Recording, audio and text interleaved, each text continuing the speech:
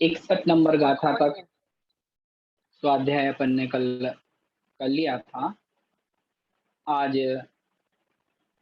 गाथा नंबर 62 से अपन आगे का स्वाध्याय देखते हैं। जिनके पास पुस्तकें हैं वो 62 नंबर गाथाएं निकाल लीजिए।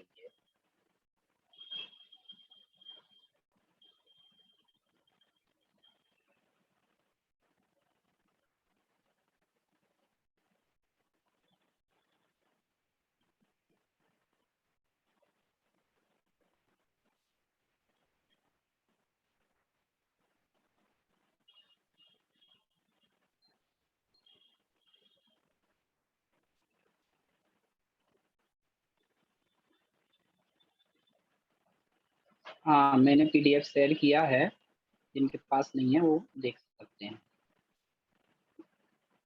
आइए, गाथा नंबर 62 आपके मोबाइल लैपटॉप की स्क्रीन पर। इसमें क्या कह रहे हैं आचार्य भगवान कुन स्वामी?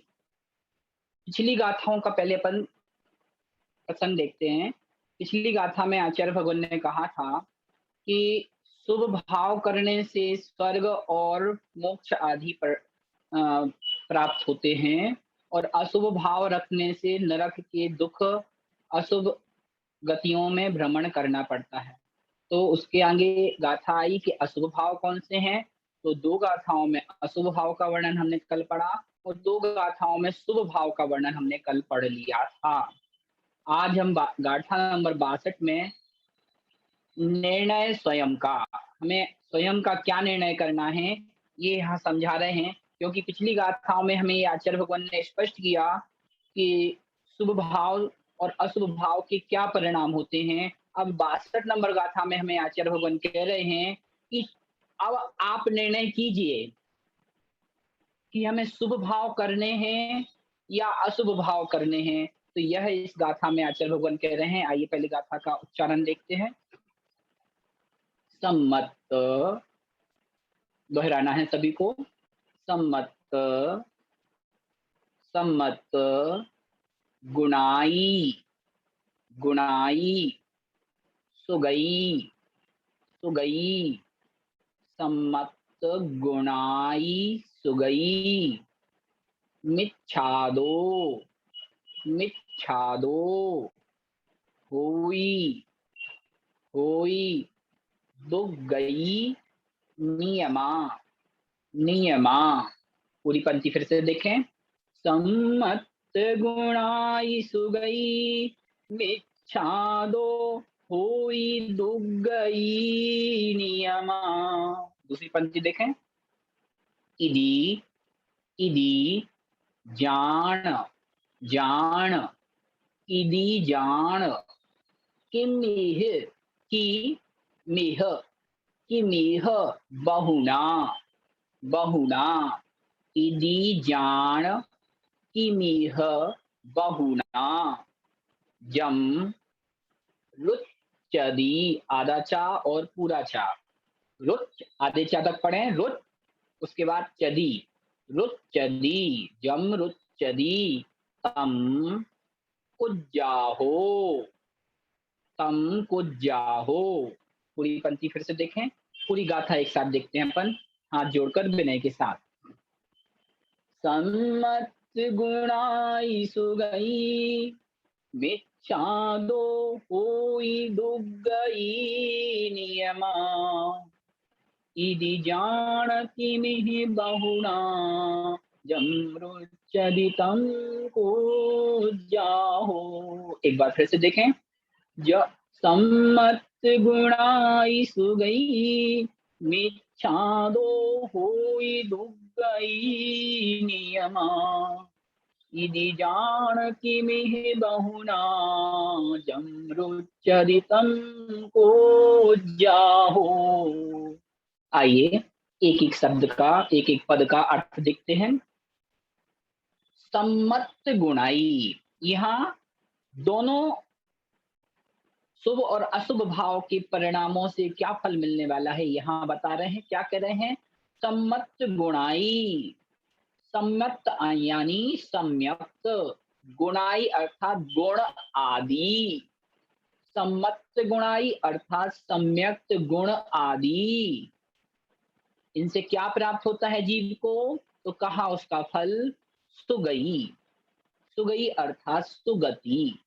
फिर से देखें, सम्यक सम्मत गुणाई सम्यक्त गुण आदि से इस जीव को सुगई सुगति की प्राप्ति होती है। अगला पद देखें, मिच्छादो। मिच्छादो अर्थात मिथ्यात्व आदि से या मिथ्यात्व से। हो यानी होता है, क्या होता है? दुर्गई।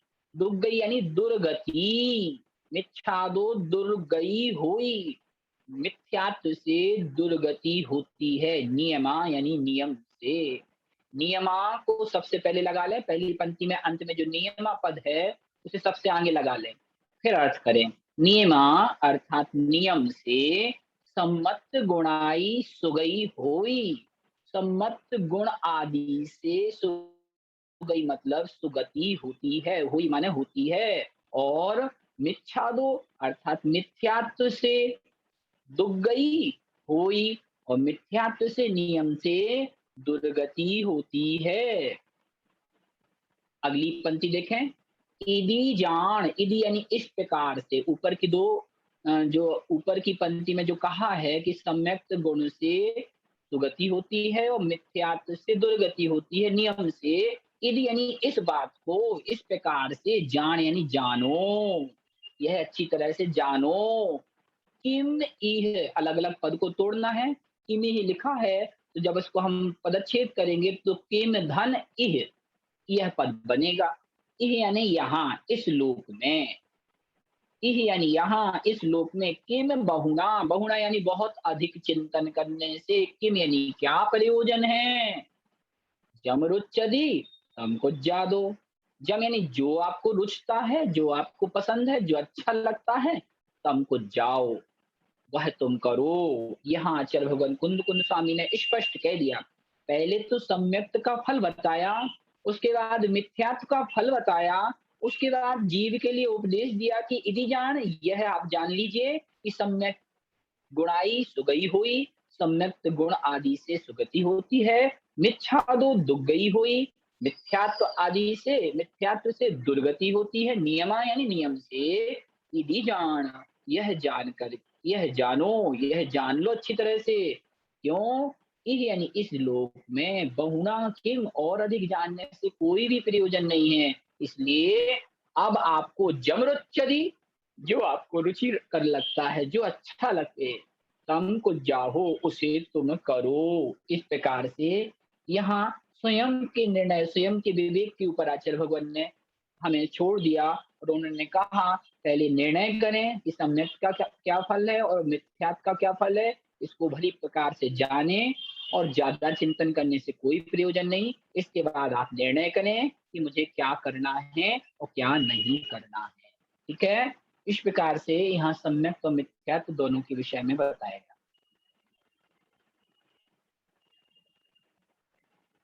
आइए आगे क्या कह रहे हैं,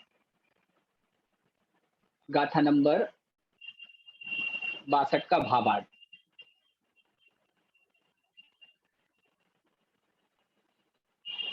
सम्यक्त गुण से नियम से सुगति होती है और मिथ्या से दुर्गति होती है। ऐसा जानकर जो अच्छा लगे सो करो हो, बहुत कहने से क्या प्रयोजन। इस प्रकार से इसे समझ लेना चाहिए।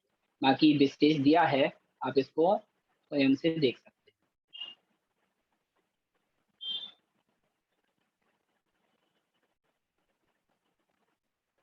गाथा नंबर 63। अब यहाँ जो मोही जीव है उसके विषय में कथन कर रहे हैं गाथा नंबर 63 में, कि मोही जीव के भव तीर नहीं। तीर मतलब किनारा। जिसके अंदर मोह है, या जो मोही जीव है, वह भव यानी संसार के किनारे को प्राप्त नहीं होता है। यह बात आचार्य भगवान कुंद कुंद महाराज इस गाथा में कह रहे हैं। और वह कह रहे हैं कि आप कितना भी तप करना, कितना भी त्याग, कितना भी व्रत करना, लेकिन मोह है तो इस संसार का किनारा प्राप्त होने वाला नहीं है। आइए इसी बात को देखते हैं, उच्चारण करेंगे पहले। मोह, मोह, न, न छिज्जयि, मोहेण छिज्जयि, अप्पा, अप्पा, मोहेण छिज्जयि, अप्पा, दारुण, दारुण, कम्मम, कम्मम, करेई, करेई, बहुबारम, बहुबारम, दारुण, कम्मम, करेई, बहुबारम। दूसरी पंक्ति देखें।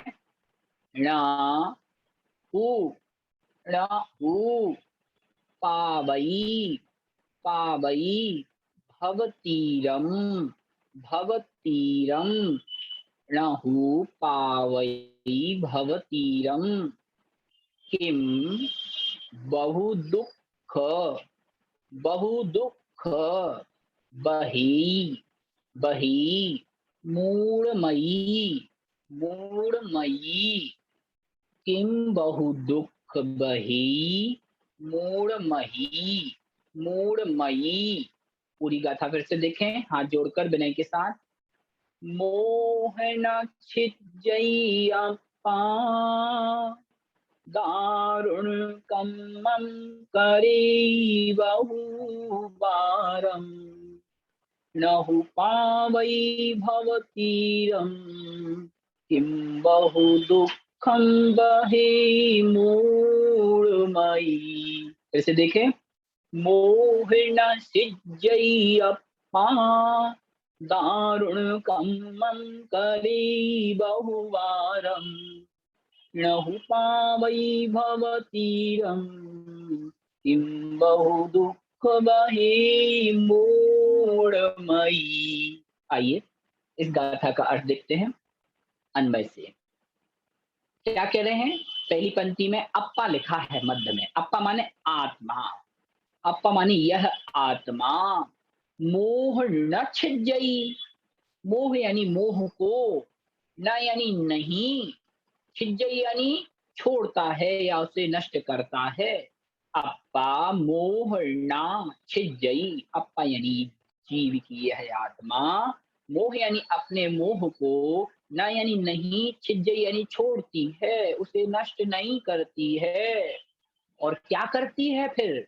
तो कह रहे हैं दारुण कम्मम, दारुण यानी बहुत कठिन, दारुण मतलब बहुत कठिन, कम्मम यानी कर्म को, करे यानी करती है, बहुबारम बहुत बार, दारुण कम्मम बहुबारम करे, और दारुण यानी बहुत अधिक कठिन काम को, करे यानी करती है यह आत्मा, बहुबारम यानी बहुत बार। अब बहुत कठिन काम कौन कौन से हैं? जैसे उपवास करना, उपवास बहुत करते हैं कई लोग, 2 दिन का उपवास, 3 दिन का उपवास, 10 दिन के उपवास। कोई बिना नमक का भोजन करता है, कोई हरी का सेवन नहीं करता, कोई घी दूध का सेवन नहीं करता, कोई नमक शक्कर का सेवन नहीं करता। इस प्रकार से यह जीव दारुण कम्मम बहुवारम करे, दारुण यानी बहुत कठिन कठिन, कम्मम यानी कर्म को, बहुवारम यानी बहुत बार हमने करी यानी इस जीवन में किया है। लेकिन ध्यान रखना क्या कहा, लेकिन मोहम ना छिज्जय्यप्पा, लेकिन ऐसे कर्म को करते हुए भी हमने अपने मोह को न छिज्जयि, मोह को अगर नष्ट नहीं किया है तो क्या होगा? अगली पंक्ति में देखो। न हो पावई भवतीरम, तो न हु यानी नहीं, हु यानी निश्चय से, हु यानी निश्चय से, न यानी नहीं, पावई यानी प्राप्त करता है वह जीव क्या? भवतीरम, भव यानी संसार का, तीरम माने किनारा, वह संसार के पार नहीं पहुंच पाता, संसार के किनारे को प्राप्त नहीं कर पाता। फिर क्या कहा? किम बहु दुख बही मूढ़मयी, किम यानी फिर क्यों, किम यानी फिर क्यों, मूढ़मयी यानी यह मूर्ख, मई यानी बुद्धि वाला, मति वाला यह जीव, बहु दुखम बही, बहु यानी बहुत प्रकार के, दुख यानी दुखों को, बही यानी वहन करता है, ढोता है।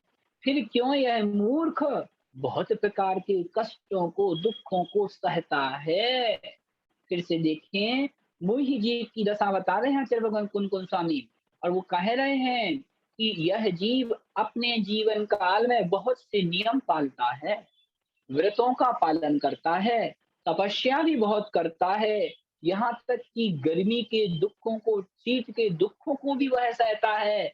लेकिन मोहम न छिज्जई, लेकिन अपने मोह को कम नहीं करता, अपने मोह को नष्ट करने का प्रयास नहीं करता। तो ऐसे जीव के लिए कुंद कुंद महाराज कह रहे हैं, ऐसा वह जीव न हो पावई भवतीरम, न हो यानी कभी भी नहीं, हु यानी निश्चय से प्राप्त करता है, प्राप्त नहीं करता क्या? भवतीरम यानी इस संसार का किनारा वह कभी भी प्राप्त नहीं करता। इसलिए ऐसे जीव के लिए कह रहे हैं, हे मूढ़मयी, हे मूर्ख मति वाले जीव, बहु दुखम किम वही, तू इतना ज्यादा कष्ट, इतना ज्यादा दुख, किम यानी क्यों, वही यानी वहन कर रहा है, क्यों सहन कर रहा है? हाँ, पहले क्या कर, अपने मोह को नष्ट कर। इस प्रकार से आचार्य भगवान कुंद कुंद भगवान ने यहाँ हम सबके लिए यह उपदेश दिया कि हमें अपने मोह को पहले नष्ट करना। हम व्रत करें, इसके लिए मनाही नहीं है, खूब व्रत करें, उपवास भी खूब करें, लेकिन उसके साथ-साथ हमें अपने मोह माया को भी कम करना है। इस प्रकार से इस गाथा का अर्थ बहुत सरल गाथा है, भावार्थ में देखते हैं, क्या कह रहे हैं? आश्चर्य है कि यह आत्मा दारुण कठिन कर्म, दारुण माने कठिन कर्म करता है। कौन-कौन से कठिन कर्म? व्रत, नियम, उपवास आदि तो अनेक बार करता है, पर मोह को नष्ट नहीं करता है। निश्चय ही है कि मोह को नष्ट किए बिना यह संसार समुद्र का किनारा नहीं पाता है।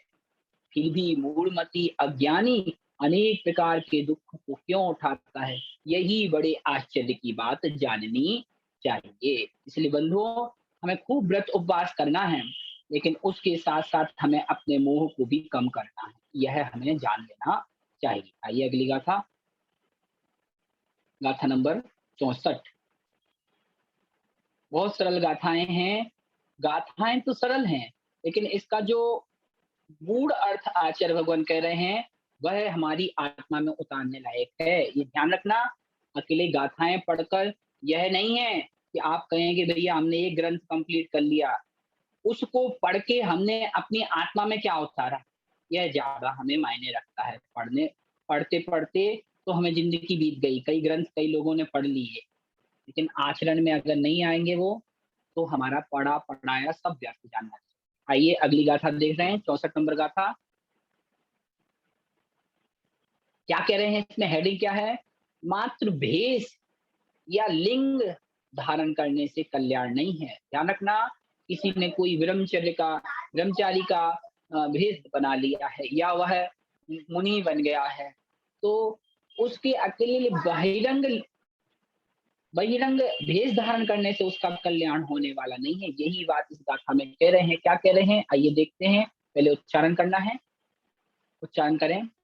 धरी, धरी, यऊ, धरी यऊ, बाहिर, बाहिर, लिंगम, लिंगम, धरियऊ, बाहिर, लिंगम, परी, परी, हरि यऊ, परी हरि यऊ, बाही, रख, रख, सौख, सौख, ही, ही, परिहरियऊ, बाहिरख, सौकही। पूरी पंक्ति फिर से देखें। हाँ, मीना जी कुछ पूछ रहे हैं, क्या कह रहे हैं मीना जी? कुछ नहीं कह रहे हैं। आइए फिर से देखें। धरियऊ बाहिर्लिंगम, परिहरियऊ बाहिरख सौखही। दूसरी पंक्ति देखें। करी, करी, यऊ, करी यऊ, किरिया किरिया, करियौ किरिया, कम्मम कम्मम, मरी मरी यौ मरियौ, जम्मी जम्मी यौ जम्मियौ, बही बही रप्प जीवो बहिरप्प जीवो। पूरी पंक्ति देखें। करियौ किरिया कम्मम, मरियौ जम्मियौ, बहिरप्प जीवो। पूरी गाथा फिर से। धरियौ बाहिर्लिंगम, परिहरियौ बाहिरख सौखही, करियौ किरिया कम्मम, मरियौ जम्मियौ, बहिरप्प जीवो।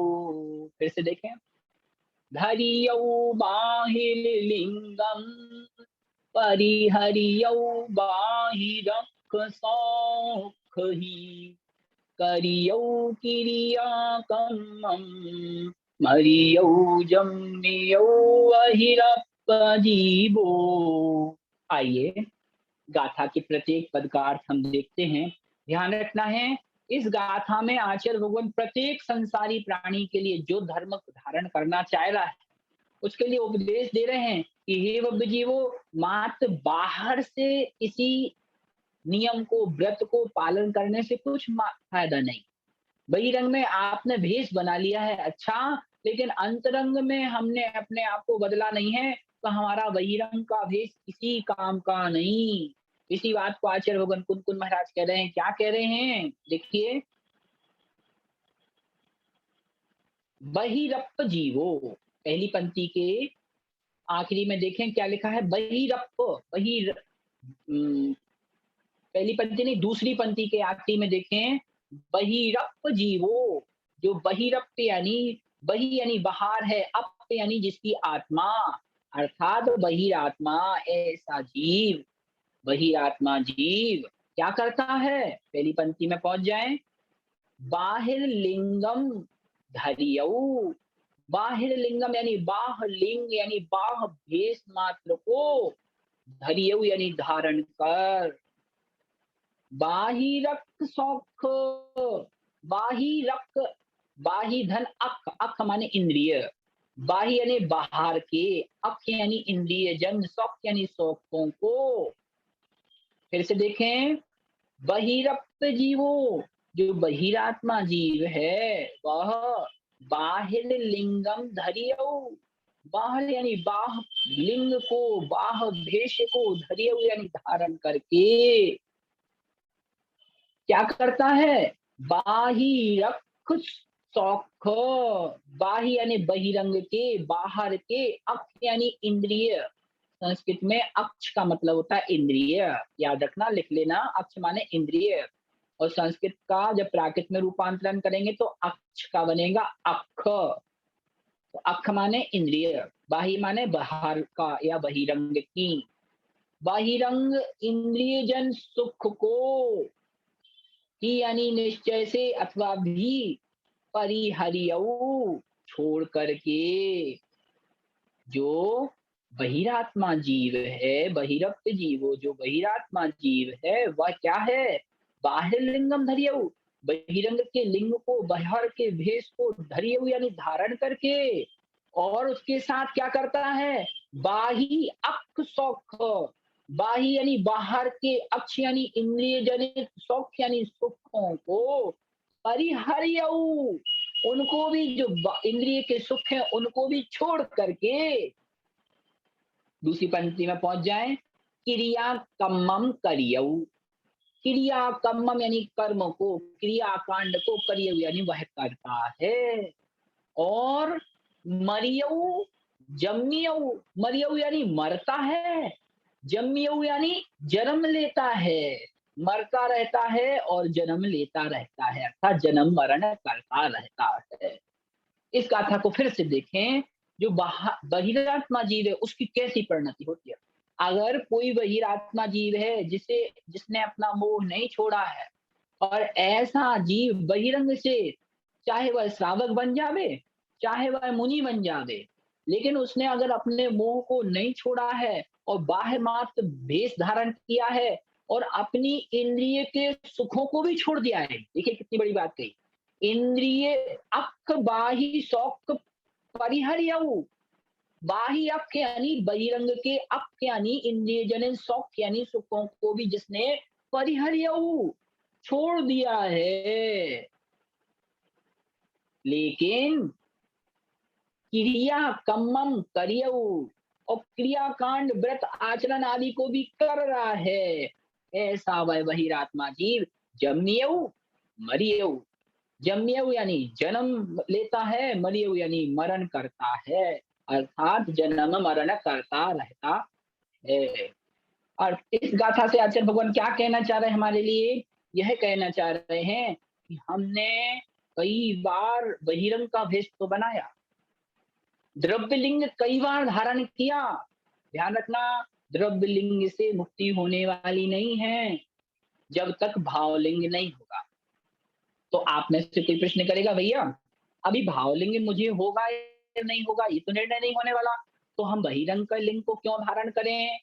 ध्यान रखना, अंतरंग का लिंग या अंतरंग के भाव बहिरंग के भेष से ही होंगे, क्योंकि आज नहीं होंगे तो कल होंगे। जैसे आम के पेड़ में ही आम का फल लगेगा। हाँ, ये हो सकता है कि वह आज ना हो, कुछ दिन बाद हो। तो हम ये निर्णय तो कर नहीं सकते, ऐसा तो कर नहीं सकते कि जब आम का सीजन आएगा उसी दिन पेड़ लगाएं और उसी दिन उसमें फल लग जाए। ऐसा तो होगा नहीं। इसलिए कहा गया है कि हो सकता है कि हम भाव लिंगी ना बन पाए या हम भाव से अपने गुण स्थान को प्राप्त ना कर पाए, किंतु हमें बहिरंग के लिंग को धारण तो अवश्य करना चाहिए। क्यों? जब भी उसमें फल लगेंगे तो बहिरंग को देखकर ही अंतरंग के भाव बनेंगे। लेकिन जिसने बहिरंग लिंग को धारण कर लिया है, बाह्य भेष को धारण कर लिया है, उसको आचार्य भगवान यहाँ उसकी आत्मा को कुठाराघात करते हुए कह रहे हैं कि हे बद्धजीव, तूने बहिरंग के लिंग को धारण तो किया, इंद्रियों के सुखों को तो छोड़ा, लेकिन मोह को नहीं छोड़ा, और बहुत से क्रियाकांड व्रत आदि तो किए, इससे कुछ होने वाला नहीं है। ऐसा जीव नियम से जम्यऊ मरियऊ, जन्म मरण करता रहता है। इस प्रकार से इस गाथा का अर्थ हमें जान लेना चाहिए। इस गाथा में हमें एक कथन आचार्य भगवान कह रहे हैं, क्रियाकांड करने से कुछ नहीं होगा। तो फिर आप में से कई बोलेंगे, भैया जी क्रियाकांड करने से कुछ नहीं होगा तो चलो क्रियाकांड छोड़ देते हैं। हमारे समुदाय में, हमारे समाज में एक पक्ष ऐसा भी है जो कहता है क्रियाकांड नहीं करना चाहिए, पूजा नहीं करना चाहिए, आहार नहीं देना चाहिए, मुनियों की भक्ति नहीं करना चाहिए, भगवान का अभिषेक नहीं करना चाहिए। ऐसा भी एक पक्ष है हमारे यहाँ। तो ध्यान रखना, वो इन्हीं गाथाओं का गलत अर्थ करके उन लोगों ने एक अर्थ निकाल लिया, क्योंकि यहाँ कहा ये सब व्यर्थ है। लेकिन किसके लिए व्यर्थ है? जो बहिरंग भेष को धारण तो किए हैं, लेकिन अंतरंग से अपने परिणामों को नहीं संभाले, उनके लिए ये उपदेश दिया गया है। सबके ऊपर ये उपदेश नहीं लगा लेना है, या उनके लिए ये उपदेश जानना जो आगे मुनि बनने वाले हैं या आगे श्रावक के व्रत को पालन करने का नियम लेने वाले हैं, उनके लिए कहा, हे आत्मन, तू जब ऐसा बने तो ऐसी प्रवृत्ति नहीं करना, नहीं तो तुम्हारा पूरा व्रत क्रियाकांड व्यर्थ जाएगा। उनके लिए संबोधन है। इसका मतलब उल्टा मत लगा लेना कि जब ऐसा है तो इससे अच्छा तो हम धारण ही ना करें, ऐसा नहीं लगाना, ठीक है? इस प्रकार से गाथा नंबर 64 इसका अर्थ देखते हैं अगले पेज पे। क्या कह रहे हैं? बहिरात्मा जीव बाह लिंग, बाह भेष, द्रव्य लिंग, मुनि भेष, आलिका भेष, क्षुल्लक क्षुल्लिका, देशव्रती, त्यागी आदि नाना भेष धारण कर संसार के इंद्रिय सुख को भी छोड़ता है। बाह क्रियाकांड घोर बाह तप कठिन व्रत आचरण आदि करता हुआ भी जन्म मरण करता रहता है। यहाँ तात्पर्य यह है कि सम्यक दर्शन से रहित आत्मा अनात्मा के ज्ञान से शून्य जीव बहिरात्मा है। जो सम्यक दर्शन से रहित है और आत्मा अनात्मा के ज्ञान से शून्य है, वह जीव क्या है? बहिरात्मा है। बहिरात्मा जीव ख्याति, पूजा, लाभ व भोगों के निमित्त वर्तमान में प्राप्त इंद्रिय सुखों को छोड़कर बाह्य भेष धारण कर बाह्य क्रियाकांड में रत हो बाह्य तपता है, व्रतों का आचरण भी करता है, फिर भी जन्म मरण के दुखों से फिर भी जन्म मरण के दुखों से छूट पाता है। दुविधा में दोनों गए, माया मिली न राम। अर्थात सम्यक दर्शन मूल है। एक सम्यक दर्शन के बिना बाह्य भेष समस्त बाह्य क्रियाकांड व्रत तप आदि सब निष्फल जानो। देखिए, इस गाथा में पूर्ण रूप से स्पष्ट कर दिया कि मोक्ष महल की प्रथम सीढ़ी कौन सी है? सम्यक दर्शन है। जिसने सम्यक दर्शन प्राप्त नहीं किया या जो सम्यक दृष्टि नहीं है, जिसे आत्मा और अनात्मा का ज्ञान नहीं है, ऐसा जीव खूब व्रत करवे, खूब उपवास करवे, खूब मंदिरों में घंटों पूजन भी करवे, तो भी वह संसार के दुखों से छूट नहीं सकता। क्यों? क्योंकि वो किस लिए कर रहा है? कोई इसलिए पूजन अभिषेक कर रहा है कि मेरे घर में कोई कष्ट है, इसलिए मैं शांति धारा कर रहा हूँ। ध्यान रखना, इच्छा लेके हमें कुछ नहीं करना। कोई इसलिए इसलिए सम्मित शकर की तीर्थ यात्रा कर रहा है, तो उसके मन में ये भाव है कि मैं तीर्थ यात्रा करूँगा, तो मेरे घर में सुख शांति आ जाएगी। कोई इसलिए उपवास कर रहा है, रवि का व्रत कर रहा है कि मेरे घर के दुःख चले जाएँगे। अगर ये इच्छा लेके कर रहे हो, तो आचार्यों ने कहा अभी वह जीव सम्यक दर्शन से सहित नहीं है, वह रहित है और ऐसा जीव बहिरात्मा है। और ऐसा जीव कितना भी व्रत उपवास करेगा, वह उसको मोक्ष के संसार के किनारे को दिलाने वाला नहीं होगा। लेकिन इसका यह अर्थ नहीं लगा लेना आप, तो हम व्रत ही नहीं पालन करेंगे, हम पूजा ही नहीं करेंगे। नहीं, पूजा तो करना है, व्रत तो करना है, लेकिन उसके साथ साथ ख्याति, पूजा, लाभ और भोगों की इच्छा को त्याग देना है। तब हमें यह सब कुछ करना है, तो वह हमारा निष्फल नहीं जाएगा। इस प्रकार से गाथा नंबर 65 क्या कह रहे हैं? गाथा में मिथ्यात्व के नाश बिना मोक्ष नहीं। क्लियर कट है इसमें कि अगर हमने अपने मिथ्यात्व को नष्ट नहीं किया, तो कितने ही व्रत पाल लेना, कितने ही बार पिछी कमंडल ले लेना, मिथ्यात्व को अगर नष्ट नहीं किया, तो मोक्ष होने वाला नहीं है। इसी बात को कह रहे हैं। आइए गाथा अर्थ करें। हाँ जी, सुरेश जी, क्या कह रहे हैं? हाँ, बोलिए। हाँ, जय जिनेन्द्र भैया जी। जय जिनेन्द्र, कल नहीं आए आप? कल कल क्लास थी क्या? मैं समझा क्लास नहीं है कल। नहीं, कल 5 गाथाएं हुई ना। हाँ, अच्छा, हाँ, वही चलिए। मैंने देखा कि यह गाथाएं आगे बढ़ गई है। हाँ, कल 5 तो गाथाएं हुई। हाँ, हाँ, बोलिए क्या मुझे, कह रहे हैं? हाँ, मैं ये कह रहा था कि ये जो अभी अपन डिस्कस किया कि बाह्य लिंग जो है वो भले धारण कर लें, हम्म, लेकिन खाली क्रियाकांड से कुछ नहीं होगा जब तक कि अंदर में मिथ्यात्व है। जी जी जी, बराबर है। तो बराबर। बहिरात्मा, इन्होंने आचार्य श्री ने कहा कि बहिरात्मा जीव है, जी। उसके लिए ये सब, वो जीव के लिए वो बहिरात्मा है। तो हम्म, सवाल ये खड़ा हुआ कि बहिरात्मा का लक्षण क्या बनेगा? अभी बताया ना बहिरात्मा का लक्षण। क्योंकि जो सम्यक हम जो सम्यक सम हम है कि नहीं है, वो तो हम कैसे निश्चय करेंगे? हम तो अपने हाँ, आप को देखिए। सम्यक तो है ऐसा ही मानते हैं, हर कोई मानता है। हाँ, नहीं, इसमें पर क्या कहा? मानने से तो सम्यक भी नहीं हो जाएंगे। नहीं, बिल्कुल ठीक है। यहाँ ये तो नहीं फिर जानना, लक्षण क्या यहाँ बनाएंगे? लक्षण क्या हाँ, बनाएंगे? ये लक्षण बनाना कि जो जीव ख्याति, पूजा, यश, लाभ की चाह लेके इन क्रियाओं को कर रहा है। मान लीजिए आपने उपवास किए, वेश हम्म। धारण किया, इसलिए खूब उपवास कर रहे हो, इसलिए कर रहे हो कि समाज में सब लोग देखेंगे कि मैं बड़ा तपस्वी हूँ, हैं? हम्म, आप पूजा कर रहे हो, पूजा इस निमित्त से कर रहे हो कि घर में कोई कष्ट है, शांति धारा इसलिए करवाई कि हमारे घर में शांति आ जाए।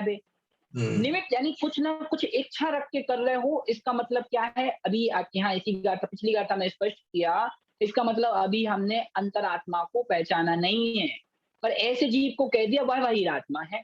मान लीजिए किसी ने श्रावक ने नियम लिया या किसी ने अपन मुनियों के विषय में बोलने के अधिकारी नहीं है, फिर भी यहाँ वह कथन आया है इसलिए उसको कह रहे हैं कि किसी ने कोई व्रत धारण किया और वह आत्म साधना के लिए वो उस व्रत को नहीं साध रहा, वह सिर्फ बहिरंग लोक ख्याति के लिए व्रत कर रहा है, खूब उपवास कर रहा, उपवास करने के बाद जब पारणा हो रही तो उसकी टीवी पे उसकी टेलीकास्ट हो रहा और उसको वो शो अप कर रहा है कि मैं इतना बड़ा तपस्वी हूँ। तो ऐसे जीव को कह दिया ऐसा जीव सम्यक दृष्टि नहीं है, ऐसा जीव बहिरात्मा है। ठीक है ना? चर्या हम्म। के साथ-साथ अगर ख्याति पूजा यश की चाह है, तो वह जीव अंतरात्मा नहीं हो सकता। ये यहाँ स्पष्ट कर दिया अच्छा से। लेकिन हम कैसे पहचानेंगे? वो तो लोक में सबको दिखता है। क्योंकि अगर आपको जैसे कि नॉर्मली व्रत उपवास वगैरह करते हैं तो हाँ, आशय ये रहता है कि भी पुण्य की प्राप्ति होगी। हाँ, सुनिए भैया, ठीक है। मैं अपना एक बार उदाहरण बताता हूँ। मैंने भी एक हाँ, गलती ऐसी की थी। क्या हुआ, एक बार मैं मुनि श्री के शिविर में गया। हाँ, बाबा जो 10 लाख में शिविर लगवाते हैं उसमें हम गए। तो हाँ, वहाँ वहाँ क्या होता है कि जो उपवास करते हैं उनको आखिरी दिन सम्मान किया जाता है। तो हम छोटे थे हम्म, जब ये कुछ जानते नहीं थे, तो हम्म, हमने सोचा कि चलो अच्छा है 2000 शिवरार्थी हैं, उपवास हम्म, कर लेते हैं, आखिरी दिन हमें बग्गी में घुमाया जाएगा। आएगा, मैं करेक्ट। मैं अपनी बात बता रहा हूँ। मेरे हाँ, अंदर भाव थे। मैंने 3 निर्जल उपवास 3 नहीं 5 निर्जल उपवास किए। हाँ, लेकिन भाव क्या था? आखिरी दिन बग्गी में बैठाला जाएगा। अभी हाँ, मैंने 5वें दिन अब वो अनाउंस हुआ कि सबके नाम लिख गए हैं, जिन लोग के नाम रह गए हों तो वो मेरे पास आके लिखा देवें। अब मन में हम्म, भाव आ रहा, अरे मेरा नाम किसी ने बताया नहीं, मेरा नाम रह गया है, उपवास किया और किसी को पता भी नहीं चला। ये मैं हम्म, अपनी सिचुएशन बता रहा हूँ। तो मैंने 5 दिन उपवास करके शरीर को तपाया। हम्म, लेकिन इच्छा क्या थी कि 10वें दिन मेरा अनंत चतुर्दशी के दिन सम्मान होगा, बग्गी में मान बैठाला होगा। जाएगा, सब लोग कहेंगे। इसका मतलब क्या? उस समय में क्या था? वही आत्मा था, क्योंकि मैंने व्रत को समझा ही नहीं था। अब दूसरा तो क्या समझ रहा, मेरे पड़ोसी मेरे जो मित्र थे वो तो ये समझ रहे होंगे, अरे मयंक भाई कितना तपस्वी है, ये तो बहुत उपवास किए, 5-5 उपवास कर लिया निर्जल। लेकिन मयंक से पूछो उसके अंदर आत्मा जान रही है कि उसने किया कि नहीं किया। आया ना समझ में? तो जो जो जीव है वो खुद जानेगा।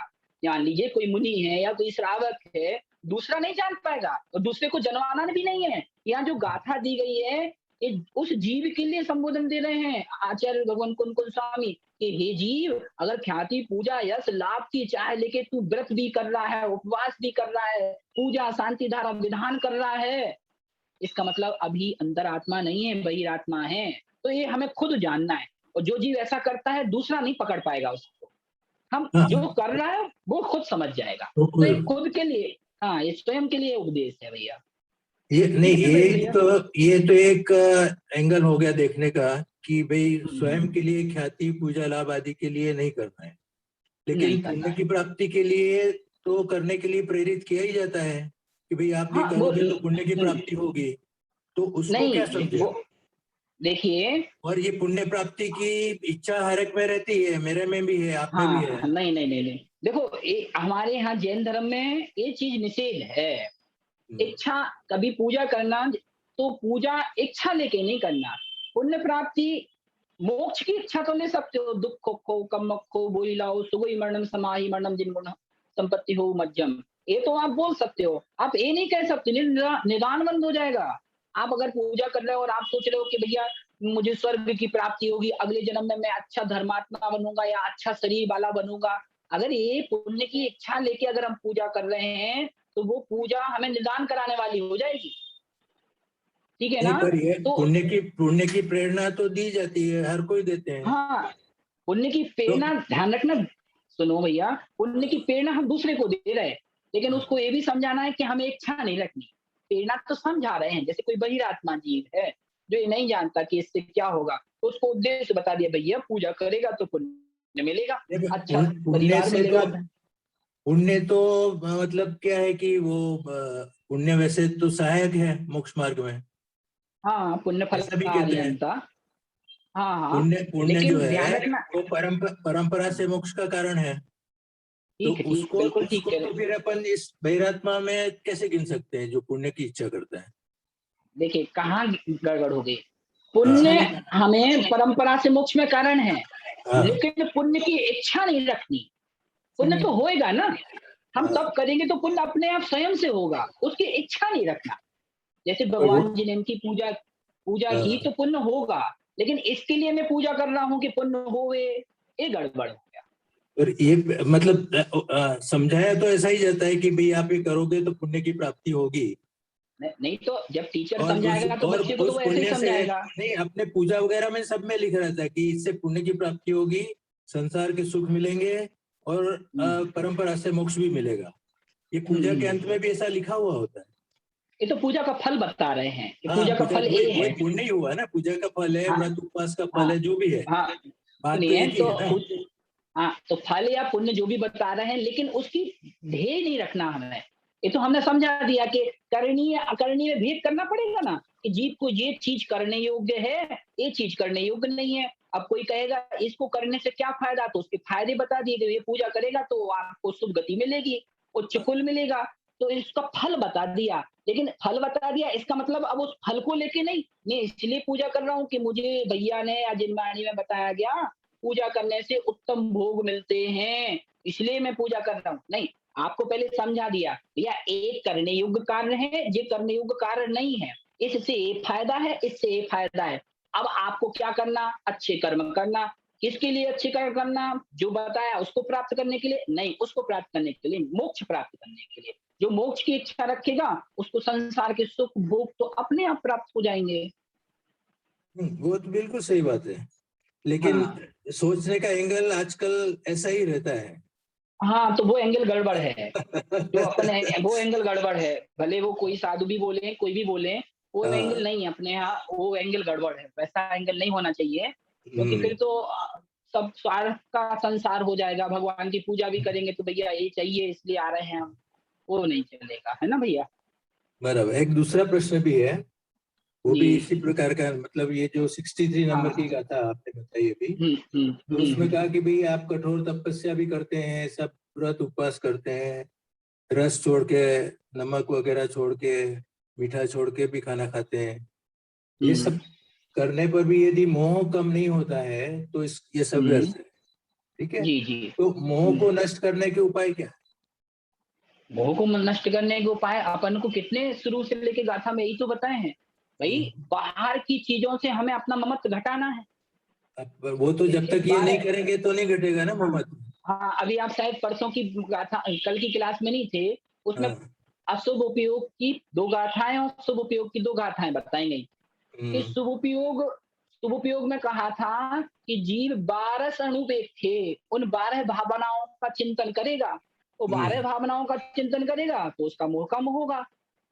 वो हम्म। देखेगा कि यह जीव अकेला आया है, एकत्व भावना का चिंतन करेगा, अन्यत्व भावना का चिंतन करेगा, लोक बोधि दुर्लभ भावना का चिंतन करेगा।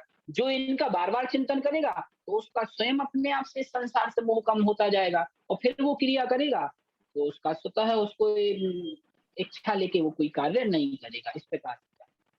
ठीक है भैया? ठीक है। ठीक हाँ, आइए गाथा करते हैं, फिर इसके आखिरी है। में अपन शंका समाधान रखेंगे, है ना? थोड़ा ओके। माइक बंद कर लें। जी, जी। 2 जन के और हाथ उठे हैं, अभी उसका सबका समाधान करते हैं। तो ये 65 नंबर गाथा में क्या कह रहे हैं? मोक्ष इसका उच्चारण नहीं हुआ है, फिर से देख लें।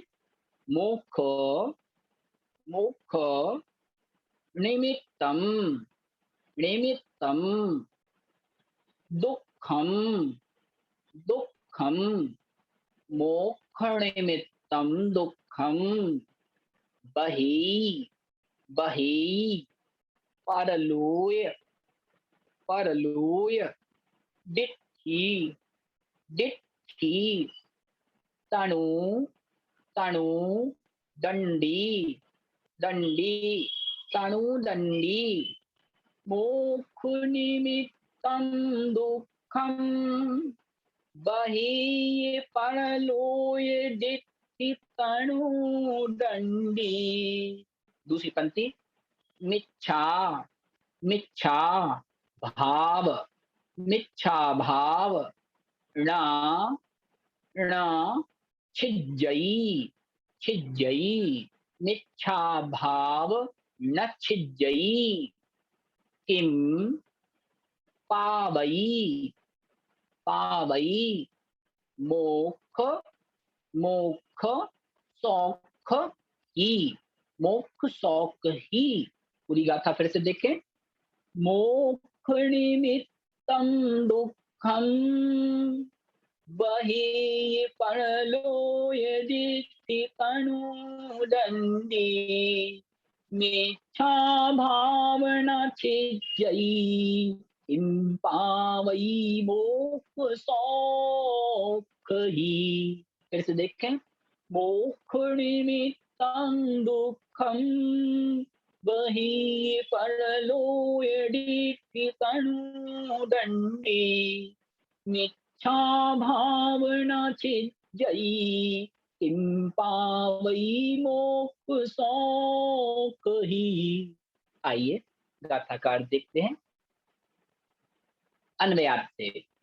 परलोय डिट्ठी, पर यानी पर, लोय मतलब लोक में जो डिट्ठी माने दृष्टि रखता है। परलोय डिट्ठी यानी जो परलोक में डिट्ठी यानी दृष्टि यानी अपनी नजर को रखता है, ऐसा वह जीव। तनुदंडी, तनु मतलब शरीर, संस्कृत में तनु को शरीर बोलते हैं। तनुदंडी, तनु को दंड देने वाला, अर्थात तनु को यानी शरीर को क्रश करने वाला, अनेक प्रकार के काय क्लेश करने वाला बहिरात्मा जीव। ऐसे जीव को क्या कह दिया भैया? देखना सुरेश जी, क्या कहा इस गाथा में? परलोय डिट्ठी। स्पष्ट हो गया इसमें कि किसे अंतरात्मा जानना, किसे बहिरात्मा जानना। जो जीव परलोय डिट्ठी, परलोक में दृष्टि रखता है, संसार में दृष्टि रखता है, पर यानी परलोय यानी लोक में दृष्टि यानी अपनी नजर रखता है, उसके साथ साथ तनुदंडी, अपने तनु मने शरीर को दंड भी देता, अर्थात अपने शरीर को क्रश भी करता, अनेक प्रकार के व्रत उपवास भी करता। ऐसा जीव वही आत्मा है। और ऐसा वह जीव मोक्ष निमित्तम, मोक्ष यानी मोक्ष के निमित्त भूत या मोक्ष के निमित्त, दुखम वही, बहुत से दुखों को सहता है। ऐसा वह जीव मोक्ष निमित्तम, मोक्ष के निमित्त, मोक्ष प्राप्त करने के लिए दुखम वही, बहुत से दुखों को सहन करता है। लेकिन मिथ्या भाव, लेकिन मिथ्यात्व भाव के कारण, मिथ्यात्व को न छिज्जई, अपने मिथ्यात्व को न यानी नहीं, छिज्जई यानी नष्ट करता है, लेकिन अपने मिथ्यात्व को नष्ट नहीं करता है। तो ऐसे जीव के लिए कह दिया किम पावई मोक्ष, किम पावई मोक्ष सौख ही। तो क्या ऐसा जीव मोक्ष सौख, मुक्ति के सुख को किम यानी क्या, पावई माने प्राप्त करेगा, अर्थात नहीं करेगा। फिर से देखें गाथा नंबर 65 में क्या कह रहे हैं? जो जीव मोक्ष निमित्तम दुखम वही, मोक्ष के प्राप्त करने के लिए, मोक्ष के निमित्त वहम दुखम यानी बहुत से दुखों को वही यानी सहता है। लेकिन जिस जीव की परलोय डिट्ठी, परलोक में दृष्टि रहती है, और वह जीव तनुदंडी, अपने तनु माने शरीर को बहुत कष्ट भी देता है, लेकिन मिथ्या भाव न छिज्जई, लेकिन अपने मिथ्यात्व भाव को वो नष्ट नहीं करता है। तो क्या वह जीव मोक्ष सौख पावई, तो क्या वह जीव मोक्ष के सुख को प्राप्त करेगा? अर्थात नहीं करेगा। क्यों?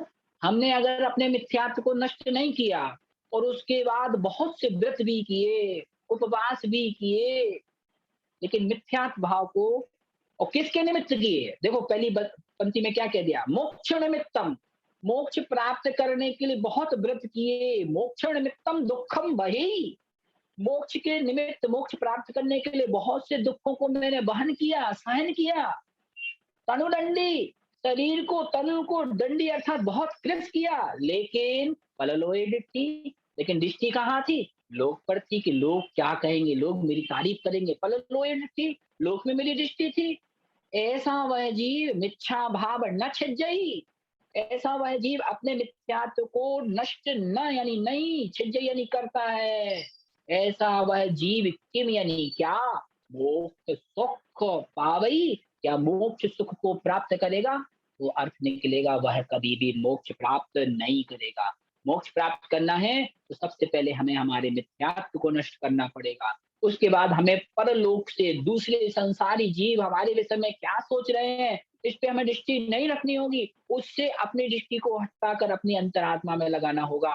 तब कहीं जाके जब हम व्रत करेंगे, उपवास करेंगे, तब जाके हमें मोक्ष की प्राप्ति होगी। ये भी जान लेना कि मिथ्यात्व को नष्ट कर दिया, लेकिन व्रत उपवास नहीं कर रहे हो, तब भी कुछ होने वाला नहीं। व्रत तो तब भी धारण करना पड़ेगा, चारित्र तो तब भी धारण करना पड़ेगा। मिथ्यात्व नष्ट होगा तो सम्यक दर्शन प्राप्त होगा, लेकिन व्रत उपवास तो सम्यक चारित्र में गिने जाते हैं। इसलिए व्रत उपवास तो तब भी करने पड़ेंगे। इसका मतलब ये नहीं कि बिना व्रत उपवास करे मिथ्यात्व को नष्ट करने से मोक्ष मिल जाएगा, लेकिन मिथ्यात्व को नष्ट किए बगैर व्रत उपवास करने से भी मोक्ष नहीं मिलेगा। तो दोनों को लगा के रखना, गाड़ी के दोनों पहिए हैं। पहले मिथ्यात्व को नष्ट करो, उसके साथ साथ व्रत उपवास करने से हम मोक्ष सुख को प्राप्त कर सकते हैं। इस प्रकार से 65 नंबर गाथा हमारा समय हो गया। सोचा तो एक था कि 66 तक पढ़ेंगे, लेकिन चलिए 65 तक ये इसको रखते हैं। अर्थ क्या कह रहे हैं देख लें एक बार। परलोक पर दृष्टि रखने वाले, परलोक के सुखों के अभिलाषी, मात्र शरीर को सुखाने वाले, अनेक प्रकार के काय क्लेश वाले बहिरात्मा जीव, मुक्ति के सुखों के निमित्त अनेक कष्टों, उपसर्गों, परिसहों, दुखों को सहन करते हैं, किंतु मिथ्यात्व को नहीं छोड़ते हैं, मिथ्यात्व का क्षय नहीं करते हैं। आचार्य देव कहते हैं विचार कीजिए कि क्या मिथ्यात्व को नाश किए बिना वे वास्तव में मोक्ष सुख को प्राप्त कर सकेंगे? अर्थात कभी नहीं कर सकेंगे। ढला में भी कहा गया है, इन लोग पुत्ती हूँ काल माँ ही नहीं, दर्शन सो सुखकारी, सकल धर्म को मूल यही, इस बिन करनी दुखकारी। अर्थात तीनों लोक में, तीनों कालों में दर्शन ही सबसे सुखकारी है, सम्यक दर्शन ही सबसे सुखकारी है। सभी धर्मों का मूल है यह। इसके बगैर जितना भी हम करेंगे वो सब दुख को देने वाला जानना चाहिए। इस प्रकार से आज हमने 65 नंबर गाथा तक 4 गाथाओं का स्वाध्याय किया। आइए आज की कक्षा को अपन विराम देने के पहले किसी के जो प्रश्न जिज्ञासा है वो अपने हैंड रेज करेंगे। हाँ जी, किसी का कोई प्रश्न डाउट है तो फिर से हैंड रेज करना है। 2 मंजू जैन जी माइक अनम्यूट करें। हाँ जी, जय जिनेन्द्र। जय जिनेन्द्र भैया जी। जय जिनेन्द्र। मेरा क्या हाँ जी, कल आप कक्षा में नहीं थे? कल मैंने लेट से देखा मैसेज। अच्छा अच्छा अच्छा। जब मैंने ऑन किया ना तो देखा आप पढ़ा रहे थे, मैं थोड़ा देर बैठी थी, लेट हो गया। ठीक है। हाँ बोलिए बोलिए। नवे ग्रेवी एक तक जो पहुंच जाते हैं तो क्या वो मिठाते हैं, पूतप करते हैं वो लोग, और मिठाते भी होते हैं फिर नवे नहीं, ये ध्यान रखना, जो अभव्य जीव है वो भी 9वें ग्रेवी तक जा सकता है बिना सम्यक्त के। किसके कारण? बहिरंग वेश धारण करके। पूतप नहीं किया तो सुतप ही है। पूतप नहीं किया तो सुतप है, लेकिन बहिरंग वेश से, द्रव्य लिंग से। समझ रहे हैं ना? द्रव्य लिंग से 9वें ग्रेवी तक भी अभव्य जीव जा सकता है, लेकिन मोक्ष प्राप्त नहीं कर सकता, क्योंकि कहते हैं कि जैसे ही जो अभव्य जीव है और वह 11 अंग 14 पूर्व का जब ध्यान करता है, उसको जब विद्यानुवाद पूर्व में विद्या देवियां प्रकट होती हैं तो वह उसी समय उनको स्वीकार कर लेता है और अपने पद से च्युत हो जाता है। इस प्रकार से जाना जाएंगे तो 9वें ग्रेवी तक बहिरंग वेश धारण करेगा बिना एक में नहीं जाएंगे, भावलिंगी मुनि भी जा सकते हैं। हाँ वो तो जाएंगे, मतलब वो भी जा सकते हैं, लेकिन कहने का तात्पर्य है जो अभव्य जीव है वह उसकी सीमा है, उत्कृष्ट सीमा के 9वें ग्रेविक से आगे नहीं जाएगा। और वहां तक जाने के लिए भी बहिरंग भेद तो चाहिए ही चाहिए। तो भैया जी फिर भावलिंगी मुनि भी उसी में नवे ग्रेविक में, द्रव्यलिंगी भी नवे ग्रेविक सुनिए, में? भावलिंगी मुनिराज तो 9 में से ऊपर भी जा सकते हैं। 5 अनुत्तर, 9 अनुदिश, 9 ग्रेविक के ऊपर अनुदिश भी है, अनुत्तर भी है। तो भावलिंगी मुनिराज की तो वो तो जितने जैसा उनका तप रहेगा, ग्रेविक में भी जा सकते हैं, अनुदिशों में भी जा सकते हैं, अनुत्तरों में भी सर्वार सिद्धि तक जा सकते हैं। भावलिंगी के लिए तो ऊपरी सीमा निश्चित नहीं है, लेकिन जो द्रव्यलिंगी है उसके लिए कह दिया कि इससे ऊपर वो नहीं जाएंगे। नवे ग्रेविक से सीमा ग्रेविक जाएंगे वो। ऊपर नहीं जाएंगे, नीचे तक तो रह सकते हैं। जरूरी नहीं कि 9वीं में जाएंगे, 8वीं में भी जा सकते हैं और नीचे भी आ सकते हैं, 16 लास्ट स्वर्गों में भी रह सकते हैं। लास्ट सीमा। सीमा निश्चित कर दी। हाँ हाँ, वही वही। जी जी, ठीक है। धन्यवाद भैया जी। जय जिनेंद्र, जय जिनेंद्र। अगला प्रश्न है, माइक बंद कर लें। सोनीसा जैन, माइक अनम्यूट करें और वीडियो भी चालू रखें। हाँ, सुन रहे हैं सोनीसा जैन जी? अपना माइक अनम्यूट करें। हाँ जी, माइक अनम्यूट करें। हाँ, जय जिनेंद्र भैया जी। जय जिनेंद्र। 64वें काव्य में जो उसका जो अर्थ आया था, उसमें एक मिनट वापस आप वो स्क्रीन पे लगाएंगे क्या उसका अर्थ? हाँ जी, एक मिनट रुकिए।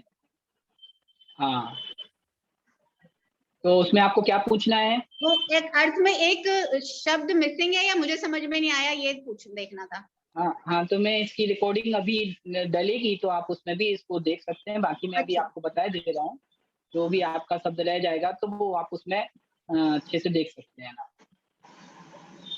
और दूसरा प्रश्न, मेरे को ये कंफ्यूजन ये हुआ कि आपने बहिरात्मा और अंतरात्मा, एक मिनट वापस इसको थोड़ा सा समझाएंगे, शायद मैं कंफ्यूज हो गई इसको समझने में। हाँ, 64 में क्या पूछना आपको पहले ये बताइए। हाँ, इसका अर्थ निकालिए क्या? हाँ, देख लीजिए 64 नंबर गाथा मोबाइल में। धैर्य बाहिर लिंगम, जो इसका बहिरात्मा भावार्थ, जीव है। इसका भावार्थ दिखा दीजिए भैया जी। अच्छा, भावार्थ देखिए। जी।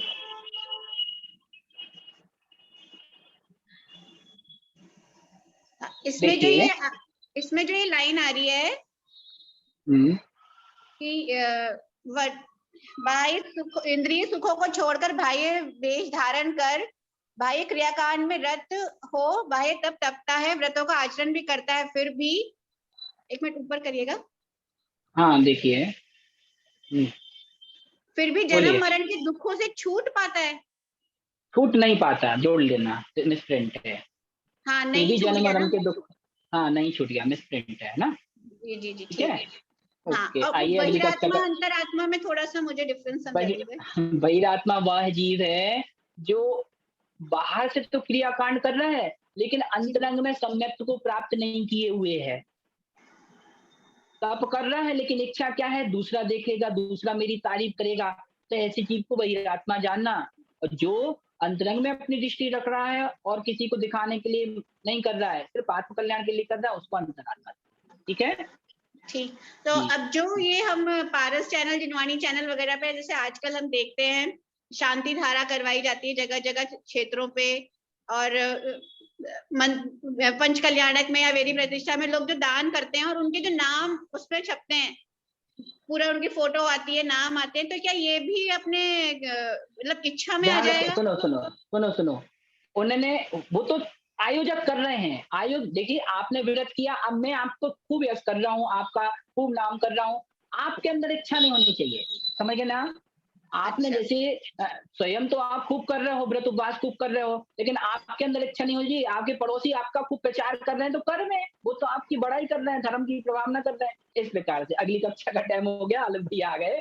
आइए जनवाणी स्तुति करते हैं। ठीक है। जावाणी के ज्ञान से चूजे लोकालो, सो वाणी मस्तक नमो सदा देतु ढो। नवाड।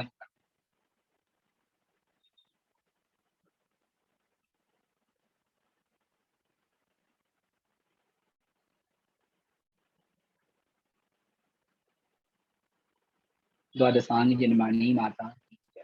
जिनके जो भी प्रश्न हैं वो आज अपने नोट कर लें और कल की कक्षा में अपन पहले प्रश्न उत्तर कर लेंगे, उसके बाद अपन आगे का विषय करेंगे। ठीक है?